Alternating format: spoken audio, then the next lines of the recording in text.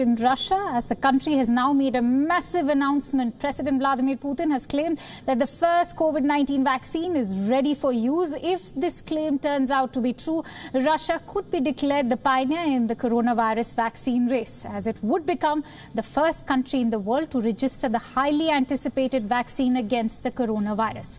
And this announcement comes after less than 2 months of human testing. Russia is hailing this as evidence of its scientific prowess.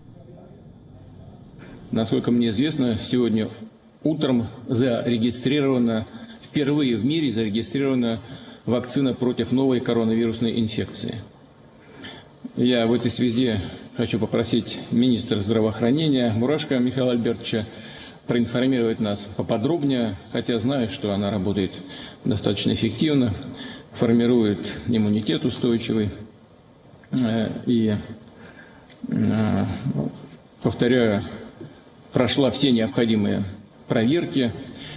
The vaccine has been developed by Moscow's Gamaleya Institute, and Putin has said that the health ministry has given its regulatory approval. To bolster people's faith in this potential world-changing development, Putin has said that his daughter is among those inoculated. И она работает более точно, формирует стойкий антительный и клеточный иммунитет. Я это тоже хорошо очень знаю, поскольку одна из моих дочерей сделала себе такую прививку. Я думаю, что в этом смысле она поучаствовала в эксперименте. После первого укола, после первой прививки температура была у нее 38, на следующий день 37 с небольшим, и все.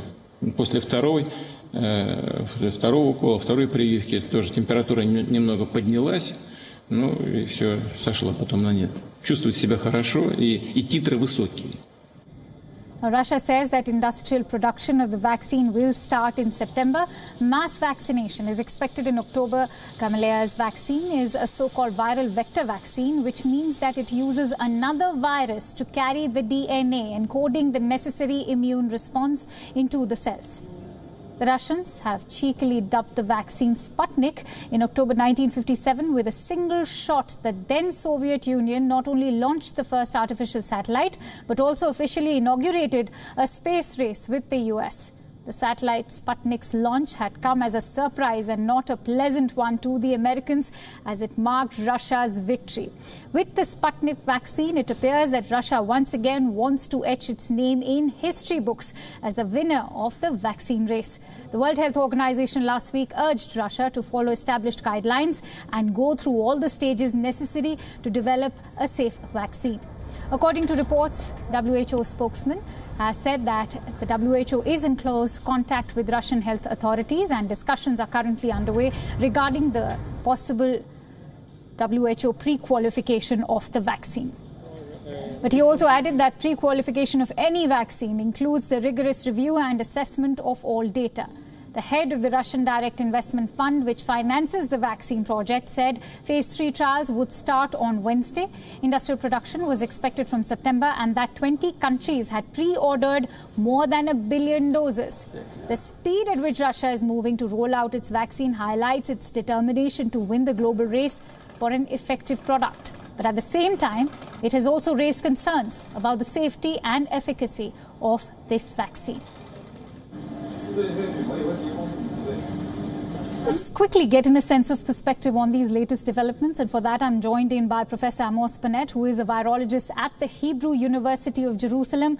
A very warm welcome to you, Professor. We meet again. Let me begin by asking you, how significant is today's announcement by Russia, and how does the Russian vaccine compare with other vaccine candidates like Moderna and Oxford AstraZeneca? Yeah. Well, we know very little as scientists and doctors. We don't have much details about the vaccine. They choose to announce it by politicians rather than by scientists for some reason. From what we know, the vaccine is quite similar to the vaccine which Oxford has been developing. Namely, it is based on a viral vector, which is an adenovirus, which usually causes cold, and the virus was mutated, and into this adenovirus, a gene of the coronavirus was inserted, a gene which is outside the coronavirus usually will be made now by the adenovirus. Right. So what we know now is that they have a vaccine similar to the Oxford vaccine. Oxford is now in phase 3 of clinical trials, which is a critical phase of clinical trial. It's interesting, Professor, that you have compared this vaccine with Oxford, calling it similar to the Oxford one. But also, Professor, the head of the Russian clinical trial group, ACTO, has written a letter to the health ministry asking for postponement of the vaccine registration, stating that it has only been tested on less than 100 than on thousands, which it ideally should be. What do you make of the Russian vaccine trials so far? Well, we know very little about it, but certainly they have not injected it into thousands of people as required for approval of a vaccine. They rush to announce that they are first. This is not like the Sputnik. We are not rushing to send a missile to the moon. This is very sensitive matter. It's a matter of safety. We first have to prove safety and then the efficacy, then the effectiveness of the vaccine. But we don't want to make harm later on to thousands and thousands of people who will be injected by an ineffective vaccine and dangerous vaccine. So maybe they have a fantastic vaccine. I don't say that they don't have a fantastic vaccine. Absolutely. But the testing is very crucial, as you rightly mentioned. Also, Professor, ACTO head has also questioned the vaccination of pensioners who are at greater risk due to weakened immunity. Should Russia be going ahead with vaccinations on the elderly just yet?